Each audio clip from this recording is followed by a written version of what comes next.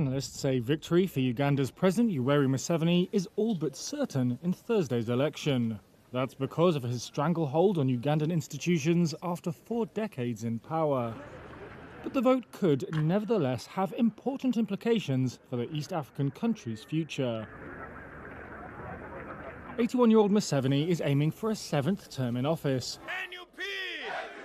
His main challenger is 43-year-old Bobby Wine, a pop star turned politician who is popular with younger voters. Other notable candidates are former parliamentary opposition leader Nandala Mafabi and ex-military chief Mugisha Muntu.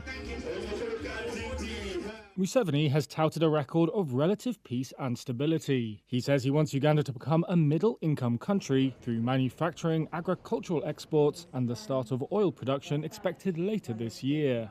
Wine has accused Museveni of 40 years of dictatorship and campaigned on restoring political freedoms. The government has denied allegations of widespread human rights abuses. Wine has also vowed to tackle corruption, bolster youth employment, and review agreements with international oil firms. Successive Ugandan elections have been marred by violence and crackdowns on government opponents. Security forces killed more than 50 people before the last election in 2021. That was amid protests triggered by Wine's arrest. Hundreds of opposition supporters have been detained in the run-up to this year's vote, and at least one killed. While there may be little suspense with regard to the outcome, political observers will still be watching this election. And that's for what it says about succession.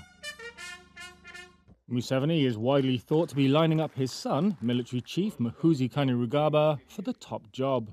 But that's a source of controversy within Museveni's NRM party. Other NRM heavyweights are also positioning themselves for Museveni's eventual departure. One important metric will be Museveni's margin of victory this time around. In 2021, he registered his lowest score in a presidential election with 58% of the vote. Analysts say any further slippage could weaken his political standing before a possible succession battle.